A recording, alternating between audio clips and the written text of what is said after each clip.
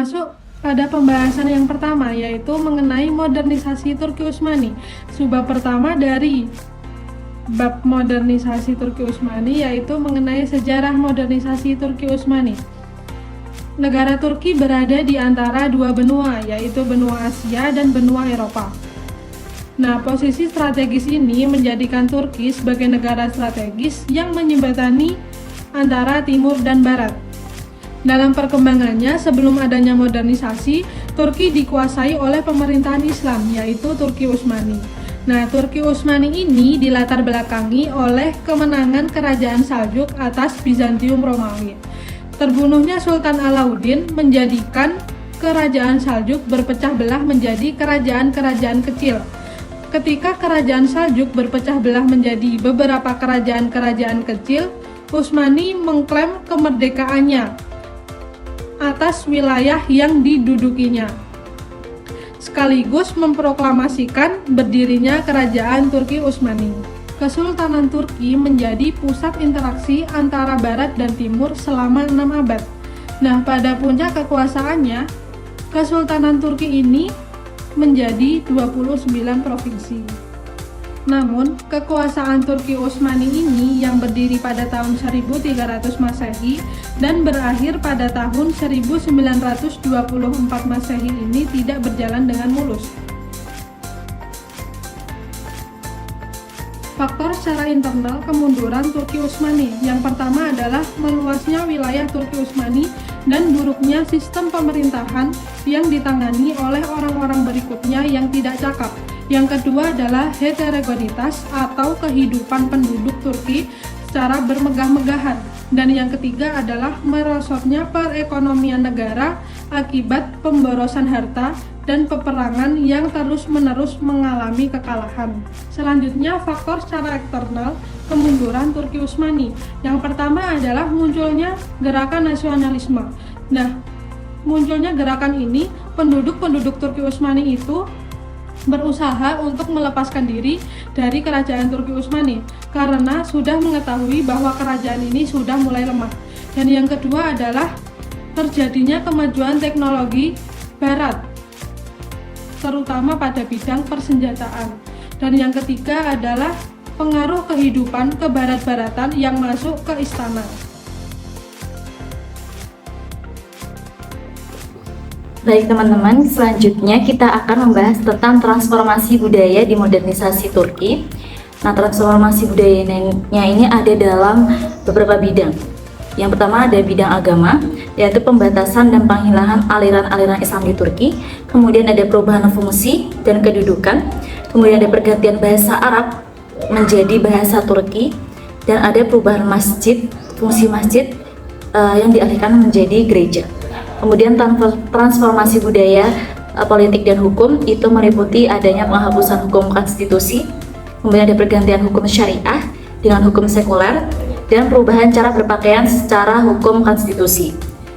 Terakhir yaitu transformasi dalam bidang pendidikan, yaitu adanya penghapusan sekolah-sekolah keagamaan, serta penghapusan pendidikan agama sekolah di formal, dan pembatasan serta pelarangan pada media Islam sebagai sarana pendidikan dakwah.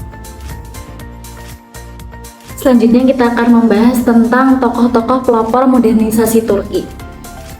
Pelopor modernisasi Turki diawali oleh Sultan Salim III, di mana beliau membuat program pembaharuan yang dinamakan dengan Nizam Isyedid atau New Order. Pembaharuan ini untuk memperkuat aparatur negara. Nah, pelopor yang kedua itu adalah Sultan Mahmud II, di mana beliau membuat pembaharuan di bidang militer pada tahun 1826 dengan membentuk suatu kelompok militer baru yang dipimpin oleh Muhammad Ali Pasha, yang menghancurkan tantangan dari pihak Jenisari sekaligus tantangan ulama atas pembaharuan dari Nizam Isyedid. Kemudian di era selanjutnya adalah era Tanzimat sepeninggalnya dari Sultan Mahmud II. Era Tanzimat ini dilakukan oleh Abdul Majid dengan Perdana Menterinya yaitu Rashid Pasha. Beliau diberi gelar dengan Tanzimat karena mengandung makna peraturan atau perundang-undangan yang baru. Selanjutnya, pelopor modernisasi yang keempat yaitu kelompok Utsmani Muda. Kelompok Utsmani Muda ini adalah gerakan asosiasi terpelajar yang bertujuan untuk merubah pemerintahan yang mutlak menjadi pemerintahan konstitusional. Tokoh pelopor modernisasi Turki yang terakhir dan sangat terkenal yang bernama Mustafa Kemal. Nah, Mustafa Kemal ini banyak sekali merubah peraturan-peraturan yang ada di Turki. Yang dahulunya Turki ini memakai sistem kesultanan, kemudian Mustafa Kemal berganti dan berkiblat ke arah barat dengan melarang simbol-simbol Islam dan memberi keleluasaan pada agama non-Islam. Selanjutnya kita akan membahas tentang faktor-faktor modernisasi di Turki. Ada 3 faktor dari modernisasi Turki ini menyebabkan modernisasi Turki. Faktor pertama yaitu faktor internal dari dalam kesultanan sendiri, yaitu adanya pemberontakan akibat cara pandang sultan yang baru dalam menyelesaikan persoalan kemaslahatan umat. Kemudian ada faktor kebutuhan pragmatisme atau kebutuhan akan pendidikan. Kemudian adanya kontak Islam dengan Barat yang menginspirasi dan mengubah cara berpikir umat Muslim Turki untuk terus belajar. Nah, adapun faktor-faktor yang melatar belakangi munculnya sekularisme Turki akibat dari modernisasi Turki ini adalah tumbuh dan berkembangnya westernisasi atau kontak dengan negara Barat. Kemudian ada nasionalisme dan sekularisme yang memunculkan kapitalisme, sifat-sifat kapitalisme, kolonialisme, dan imperialisme modern. Baik, setelah itu kita akan membahas mengenai proses berdirinya Republik Turki. Republik Turki berdiri setelah kerajaan Turki Utsmani mengalami keruntuhan. Nah, keruntuhan tersebut disebabkan oleh 3 hal, yaitu antara lain, yang pertama, melemahnya sistem birokrasi dan kekuatan militer Turki Utsmani yang disebabkan oleh seorang sultan yang cukup lemah dan mengakibatkan munculnya praktek politik uang dan berbagai macam pemberontakan yang cukup membuat peluang bagi degradasi politik di kerajaan Turki Utsmani. Dan yang kedua, kehancuran kondisi sosial ekonomi karena kemampuan kerajaan untuk memenuhi kebutuhan dalam negeri mulai melemah. Pada saat bangsa Eropa telah mengembangkan struktur kekuatan ekonomi dan keuangan bagi kepentingan mereka sendiri. Dan yang ketiga, konfrontasi langsung dengan kekuatan Eropa berawal pada abad ke-16 mempercepat kehancuran Turki Utsmani. Ketika kerajaan Utsmani sibuk membenahi negara dan masyarakat, bangsa Eropa malah menggalang militer, ekonomi, dan teknologi, serta mengambil manfaat dari kelemahan kerajaan Turki Utsmani. Nah, setelah terjadinya penurunan kualitas kekuasaan kerajaan Turki Utsmani yang disebabkan 3 hal tadi, kemudian beberapa wilayah kekuasaan melakukan pemberontakan untuk melepaskan diri. Gerakan-gerakan pemberontakan berlanjut, dan muncul pula gerakan modernisasi pemerintahan dari kerajaan menjadi republik. Hingga pada masanya, tahun 1924, diangkatlah Mustafa Kemal Atatürk sebagai presiden pertama Republik Turki yang kemudian ia langsung menetapkan Turki sebagai sebuah negara republik dengan model kepemimpinan diktatornya. Dan semenjak kekuasaan dipegang oleh Mustafa Kemal, Turki telah jauh secara total dari agama Islam. Dia menghapus khilafah Islamiyah terakhir di Turki dan memutuskan semua hubungan dengan Islam dan negara-negara Islam lainnya. Dia mengganti Undang-Undang Utsmani dengan undang-undang modern, lalu mendorong Turki ke arah sekularisme, yaitu paham yang memisahkan agama dari dunia. Semua itu kemudian diikuti dalam seluruh fenomena kehidupan di Turki. Nah, jadi dapat ditarik kesimpulan bahwa orientasi utama Republik Turki saat ini adalah berorientasi kepada Barat dan berkurangnya hubungan mereka dengan dunia Timur Islam. Baik, materi yang selanjutnya adalah modernisasi Turki ala Kemal Atatürk. Yang pertama, membahas mengenai biografi. Mustafa Kemal Atatürk aslinya adalah Mustafa bin Ali Riza Effendi. Ia lahir di Salonika, distrik Ahmet Subasi yang sekarang berada di kawasan Yunani pada tanggal 12 Maret 1881.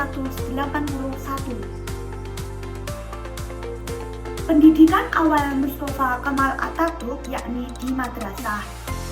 Atas permintaan ibunya yang menginginkan agar anaknya hafal Al-Quran. Namun, ia tak lama di sekolah itu karena tidak suka berada di sana. Nah, akhirnya orang tuanya memindahkannya ke sekolah umum Sensi Afendi. Lulus dari sekolah tingkat awal, alih-alih menuruti kehendak ibunya, beliau lanjut ke sekolah sipil militer.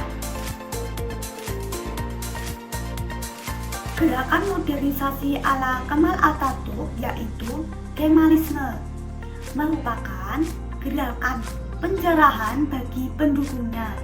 Gerakan tersebut bertujuan mengajak Turki muda untuk bebas dalam 3 hal, yaitu pertama, kebebasan dalam menyampaikan gagasan, kedua, kesadaran, ketiga, kebebasan dalam bersikap. Gerakan ini selanjutnya menjadi ideologi negara. Mustafa Kemal kemudian memimpin proyek modernisasi secara besar-besaran.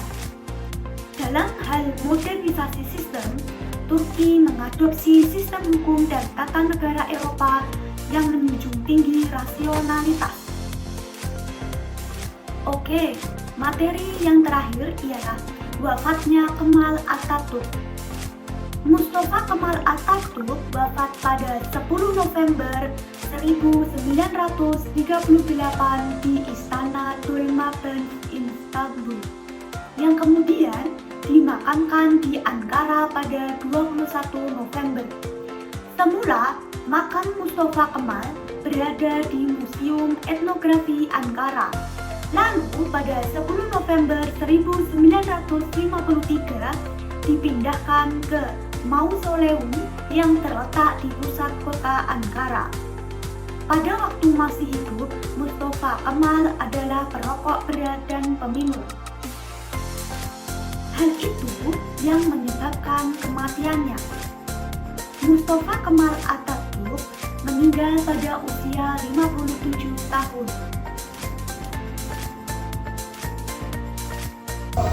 Baik teman-teman, kita akan lanjut ke sesi pertanyaan. Di sini ada pertanyaan dari Mbak Alfiah Intan Nur dengan NIM 147. Pertanyaannya adalah, apakah konsep atau segala hal yang diterapkan Mustafa Kemal itu masih diterapkan di Turki yang sekarang ini, dan bagaimana keadaan Islam Turki yang sekarang ini? Apakah masih sekuler dan mengutamakan modernisasi atau tidak? Langsung kita jawab. Pada intinya, Republik Turki saat ini masih menganut sekularisme, namun tidak separah pada masa Kemal Atatürk. Pada masa kepemimpinan Erdogan yang sekarang ini, beliau mengembalikan hak-hak Islam yang dahulu sempat dikekang oleh pemerintahan akibat sekularisme fanatik. Pengembalian hak muslim tersebut dapat kita lihat dengan diperbolehkannya para muslimah memakai hijab di kehidupan sehari-hari, bahkan dalam lingkup pendidikan, serta dibukanya Masjid Besar Hagia Sophia untuk keperluan ibadah sholat. Kemudian menuju ke pertanyaan yang kedua, yaitu dari Mbak Bunga Nur Iksani dengan NIM 3 digit terakhir 134. Untuk pertanyaan yaitu, apa alasan kebijakan dari Kemal Atatürk terkait penghapusan kekhalifahan? Nah, baik, langsung saja kita jawab. Nah, penghapusan kekhalifahan itu tadi disebabkan karena 2 faktor, yaitu yang pertama, Kemal ingin mengubah Turki menjadi berorientasikan kebaratan, sehingga apabila Republik Turki masih berdasarkan Islam Timur, maka Kemal akan kesulitan untuk mengadopsi budaya Barat. Dan yang kedua, Kemal sendiri adalah seorang agnostik yang dimaksudkan sebagai seorang ateisme, dan bahkan anti agama atau anti Islam pada umumnya. Sehingga dia berkeinginan untuk menghapus kebijakan Islam karena hanya menganggap kebijakan Islam tadi sebagai faktor penghambat dalam perkembangan pemerintahan. Seperti itu.